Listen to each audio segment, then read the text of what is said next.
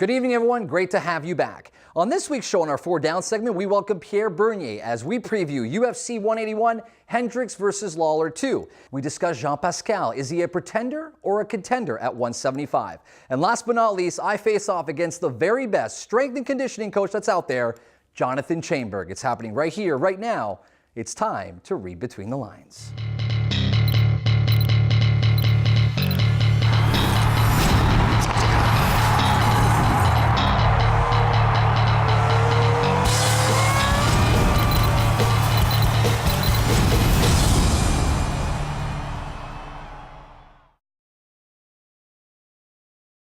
This week's 4 Down segment is brought to you by Diadora Canada as we preview the much-anticipated UFC 181 card happening this Saturday, Hendricks versus Lawler. As always, we invite you to have your say, share your opinion with us over at facebook.com/RBTL Sports, as well as on Twitter @RBTL Sports. We welcome to the show Pierre Bernier. You're a ring announcer. You've worked on ESPN, TSN, Showtime, you name it, you've done it. Great to see you. I look forward to your feedback. Great to be here. To your right is Pierre Juste. Great to see you, RBTL contributor. Welcome back. Great to see you.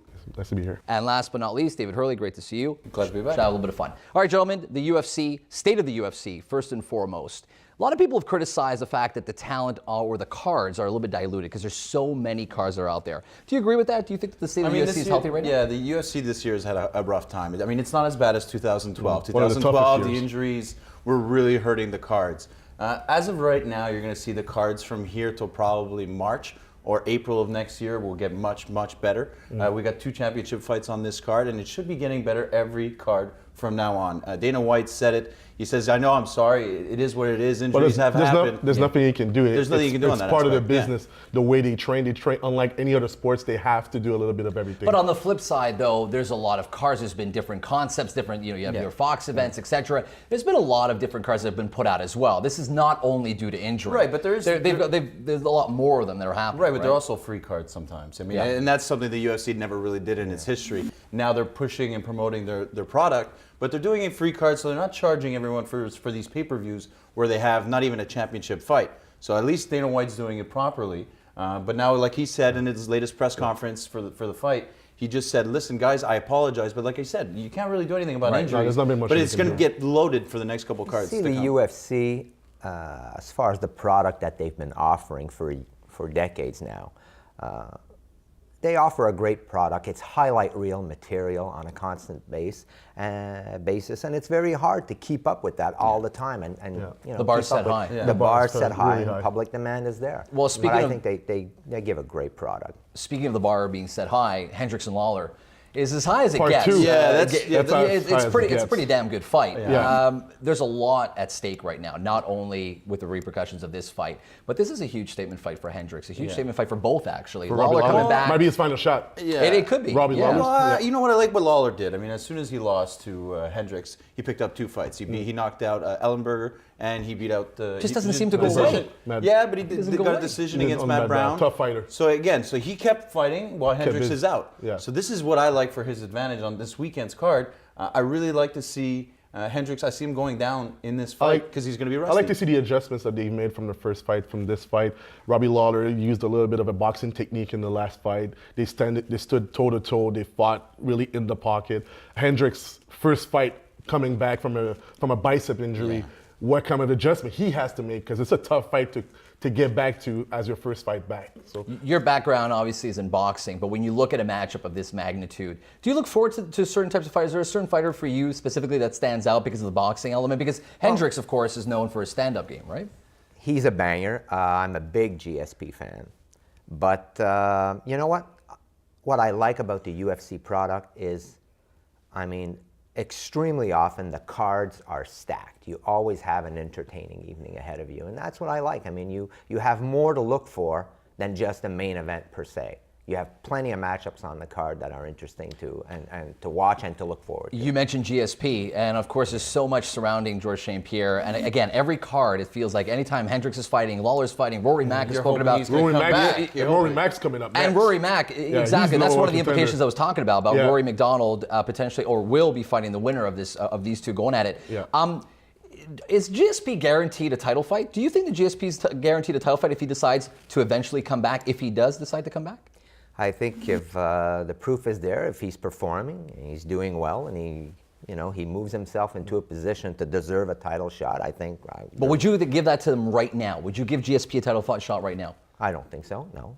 Why wouldn't you give him the title shot? I mean, he was a defending champion. He the laid his biggest belt. draw. He is the greatest draw the UFC's ever had. For sure, I completely agree. I mean, I as find it far hard as to believe that drawing you power. can't have GSP give a title. I mean, what do you think, Pierre? I think if he wants a title shot, it's only if he wants it, I'll give it to him. Biggest draw, greatest welterweight of all time. Why not give him to him? It's just a matter of if he wants it or not. And that creates a dynamic, though, because if he does want the title shot, and let's say we extrapolate a little further, Rory McDonald becomes champion. Let's say, for argument's sake, he doesn't want to fight him. He's come out and said he wants to have that. They're just not going to fight. Right. But listen, I mean, the almighty dollar, right? Yeah. I hate to ruin every Wednesday. I spoke to a source close to the UFC, and he said it's going to be very, very hard to see GSP come back. He said the financial money that he's made in his career is probably enough to set him off to the sunset and not really care about these. Exactly. But if he does come back, it's for love of fighting. And right now, the fact that he's been out for close to a year, the love of fighting is not there right now. But what I'm saying is he's been out for I mean, a substantial amount of time right now. You want to bring him in right back, and first thing you do is put him into a really hard fight like that. I don't think it's a matter of bottom line. Exactly. And I think it's not going to come from GSP, because from a yeah. GSP standpoint, looking at the decisions he's made, everything's been micro-calculated. I don't see him saying, I want to challenge the best right away. He might even want to work his way back into that shape. Are they going to let him do that, though? Exactly. And That's an excellent They're point. not going to let him do that.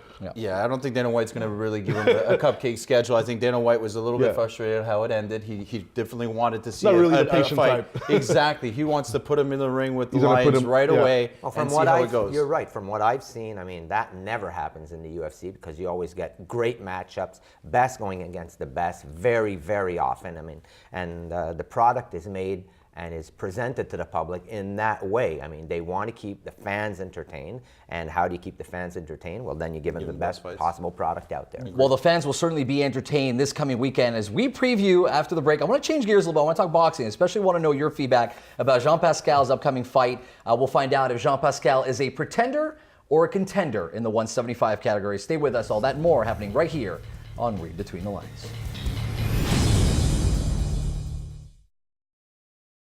I'm a veteran, I'm 32, I know what to do, so I'm very and really focused on my job December 6th, and after that, after I take care of business on December 6th, I'm going to aim on 2015. Is Jean Pascal a pretender or a contender at 175? This week, courtesy of EliteSportsTours.com, we're talking JP and his upcoming fight this Saturday. You don't want to miss it. If you're expecting a Mickey Rourke type fight, that's not going to happen. It's going to be a beauty. We welcome back Pierre Bernier to the show, P.E Juste, and David Hurley. Gentlemen, welcome back. All right, huge matchup on Saturday. Huge implications for Jean Pascal specifically. Pretender or contender at 175? I think Jean Pascal is definitely a contender. I mean, how could you not be? Two great fights with a living legend, Bernard Hopkins. Beat Chad Dawson. Definitely a contender. He's done it before. But people have criticized his bravado. People have criticized in the sense of his mental game and have a little bit too much swag, if you want to call it that way, if I'm trying to be politically correct. But do you think that now, I know you covered him in media day, and he seems to be a little bit changed from a mental standpoint? Oh, he's been in the game for a while. He's been champion before, like you mentioned. He's fought Chad Dawson before. He's always had the confidence, exciting. but you can tell by seeing him that the confidence now leads to he's more mature. He mentioned that he has his daughter. He's a father. You can tell that his attitude's changed a little bit. And on top of it, he has a good corner. He has Rogers in his corner now. So he's more down to earth, but he always keeps the same level of confidence. So that's important. I want you gentlemen to listen to what Jean Pascal had to say when Pierre asked him about his legacy. Have a listen. I'm not fighting for money because boxing is my passion. I love the sport. I love to be a boxer, but right now, because I made money, I'm boxing for my legacy. I want to leave my mark on this earth when I leave the planet. I'm fighting for legacy. I'm fighting for history. That's why I'm always trying to face the best, like Kovalev, Stevenson, Bernard Hopkins, Chad Dawson, Jacques Connu. At my level, it's all about the legacy. It's all about the history. He seems more confident. He seems more down to earth. There's no doubt there's been a change. It was a great question, by the way. What do you think about Jean Pascal? Pretender or contender? I think Jean Pascal's a pretender, and it hurts me to say that because Jean Pascal's a Quebec fighter, and I always like to see them do very well. I mean, he beat Lucien Boutte, which was a decision. He did. Boutte looked a little slow in that fight. But his wins, I mean, his win against Dawson was a headbutt that really kind of gave him the edge. Against Bernard He was Hopkins, winning the fight. He was hands winning the down. fight. he was winning It the went to fight, the but scoreboard. the headbutt really gave him the edge that pushed him over the top. And then Hopkins, he didn't really look that dominant. The draw, he didn't win most of the rounds that he thought he had won. I thought actually Bernard Hopkins had won that fight. So Bernard Hopkins should have won both those fights. I have a hard time seeing him do well, and if he has to win this fight and go against Kovalev, guys, but remember the Froch fight? He went down there to fight Froch and put up He a gained tremendous more from fight losing than with actually little winning. Yeah, experience. you're right. He did win. As a young fighter. I think all. And you can see what happened to Butte when he actually made the same trip.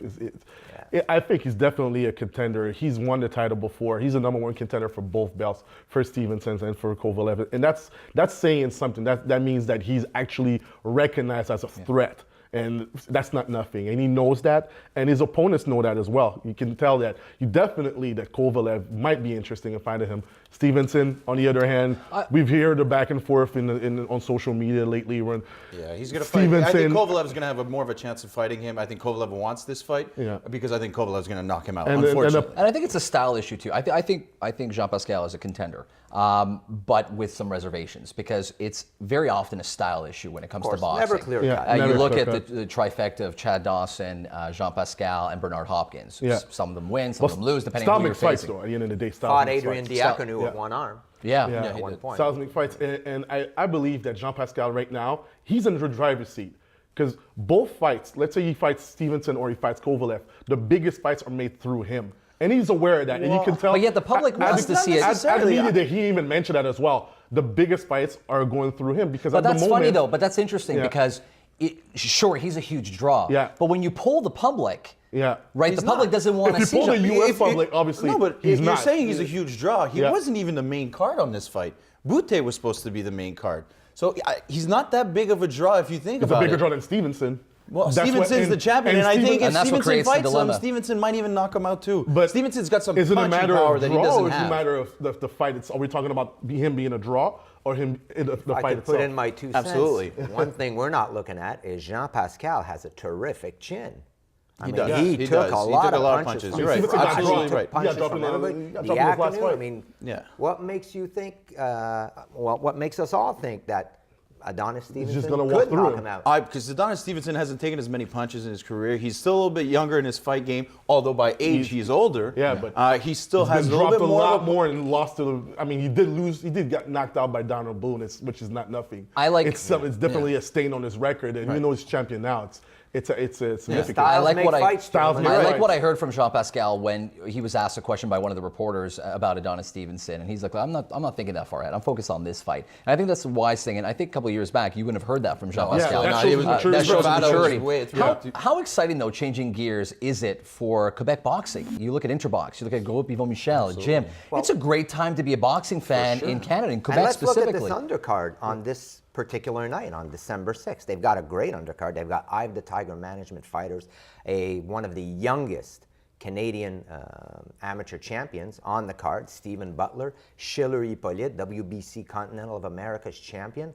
I mean, it's a great, great card. On the same night, David Lemieux is fighting fighting on the big Rosado, screen, exactly. Barclays That should be a Center, nice New York fight. City. Yeah, And that's on, great. the fight will big be fight, shown that's live. significant. Okay, Sure. Quebec boxing is great. becoming one of the most prolific fighting cards. I mean, we're growing fighters. Well, look at what- Vincent look at- Jean is holding a professional card on December 19th in Repentigny on the same night as a World Championship card pro in Quebec City. We've never seen this in Quebec, never. But I think Two on the same night. I think it's very important. If they've learned any lessons from the Butte and Pascal fight, that should have been made years ago. And when it was made, it was very profitable. It made a lot of money. It was a big marquee fight, but it was not the fight that it could have been when both of these guys were.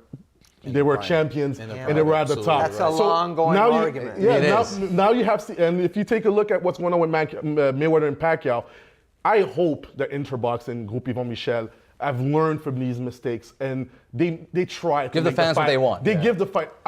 We understand that Kovalev and Stevenson's a big fight, but in terms of the drawing power that they can have in Quebec, two local guys, they have to make that fight. Before we go, it's a great point. Great to welcome you to the show. Thanks for stepping up on short notice. Great. Hopefully we'll have you back. I know you've got a lot going on. Where can people catch you? In the ring and doing your thing. Well, you could check out my website, pierrebernier.net, and always on Facebook. I look forward to talking with fight fans, MMA fans, boxing fans. Facebook, you could find me under my name, and I'd love to hear from the fans out there. The face-off segment is up next. Can we get you through a little boxing match, a little boxing call for us? Ladies and gentlemen, after the break, we will be right back with the face-off segment. Hey, what up, guys? It's me, JP, J to the P, Jean Pascal, and right now you're watching Read Between the Lines. Every champion in their respective field needs to be surrounded by the very best trainers and coaches. And there's none better than strength and conditioning coach Jonathan Chaimberg, and he joins me as I face off against him. Great to see you. Thanks for taking the time. Good to see you too. You have an incredible career path. World-class wrestler on the Canadian level. Things change. There's an accident. I had a chance of following your story. It's quite the story. Talk to us about how you got involved in APC and strength and conditioning. Well, I started off, like you said, as a wrestler. I like the one-on-one aspect of competing. I used to compete in different sports, but I was drawn to wrestling.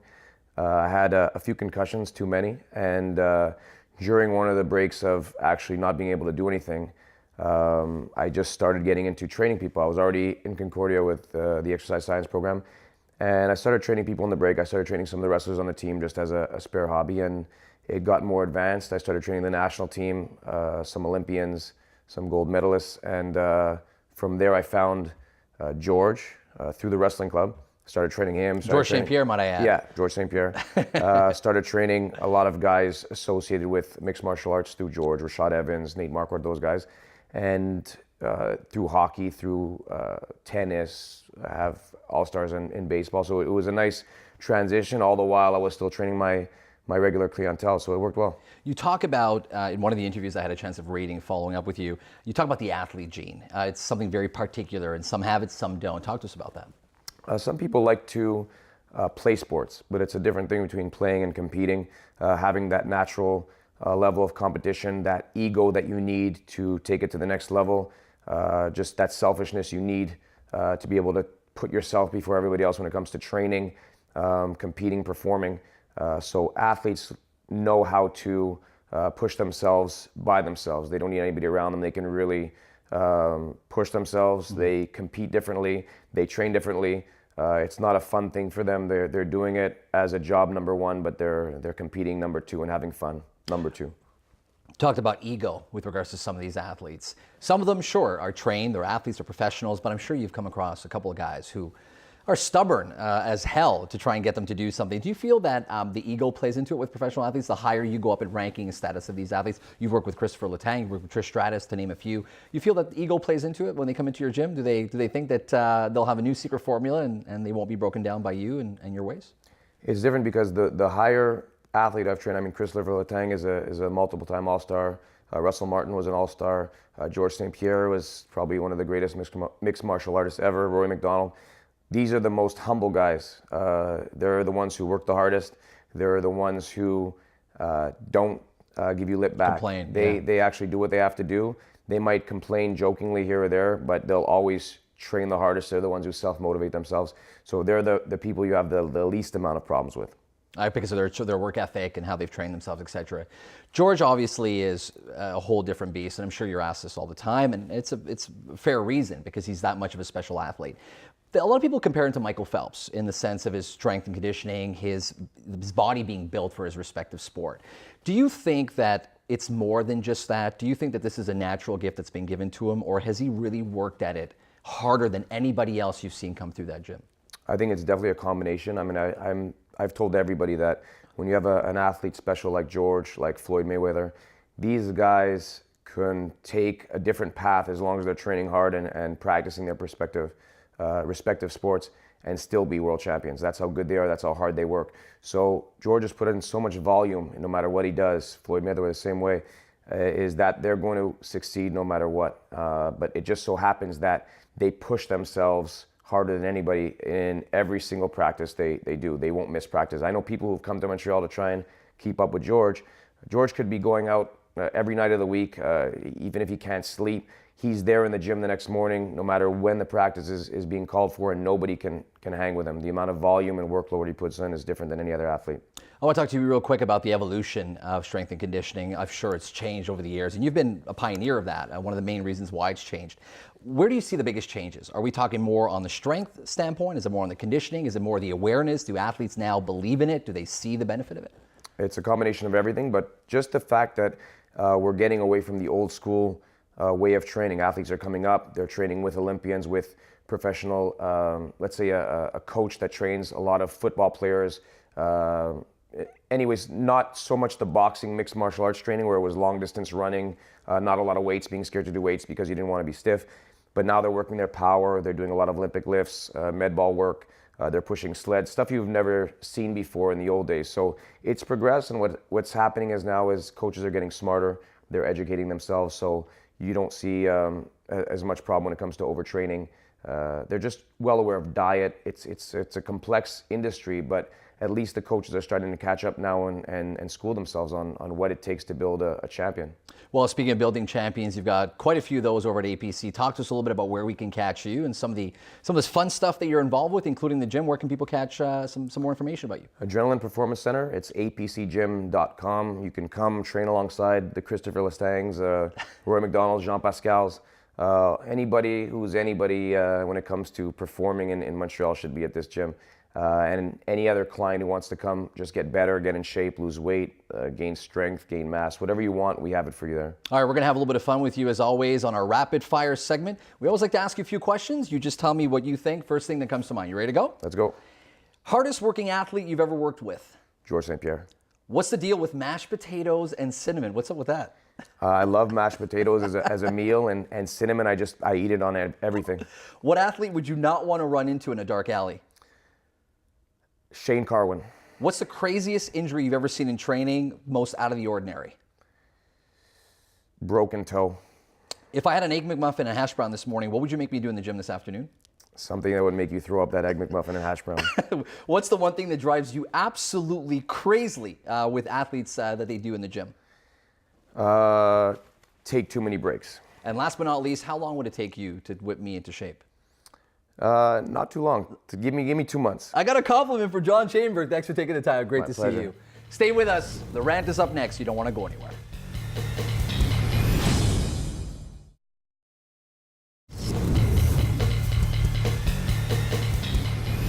This week, courtesy of Tilmar.ca, we're going to take a look at the ever-controversial playoff format of the NFL. Right now, all of the NFL division winners, plus the next two best records in the conference, in other words known as the wildcard teams, make the playoffs and earn a chance to compete for the Lombardi Trophy. People claim they want to see the best teams compete, and not the lucky winners of the NFL's random divisional groupings. All we've heard recently from many onlookers is that no one from the NFC South should make the playoffs this season with a potential final record of under 500. The 5-7 Atlanta Falcons are ahead of the Saints due to their thrilling Week 1 victory over their rivals. The same sentiment was expressed for many years when referring to the forgettable history, to be kind, of the NFC West. The NFL is all about big plays and big moments, and those who come in rivalry games. Rivalry games created by divisional matchups. First of all, in 2010, the 7-9 West-winning Seahawks beat the top-seeded Saints in a game remembered for the grand unveiling of Beast Mode. And what's better than the Dallas Cowboys and Philadelphia Eagles duking it out for the NFC East crown in December? The recipe is great because no matter what else happens outside those 4 games, if you take care of your own, you give yourself a chance. Another example would be primetime games. Only one Thursday night football game this year isn't a divisional game, and that's because 2 bottom-feeding franchises can make for a competitive matchup. Everybody knows that when the Ravens and Steelers face off, you could throw all the stats out the window and every play counts. Most importantly, the last time the league got together, it was made and decided that no changes to the playoffs would occur this season as owners were very comfortable with their current structure. But of course, Roger Goodell hinted toward the potential approval for expansion by adding 1 team in each conference to the playoffs for the 2015 season. Is this really the best way to determine who deserves a shot at the Super Bowl glory? Or is adding another team on each side just another ploy to generate more revenue? Once again, we're asking you to read between the lines. Until next week, on behalf of the entire team, I'm Adam Reid. Thanks for being with us.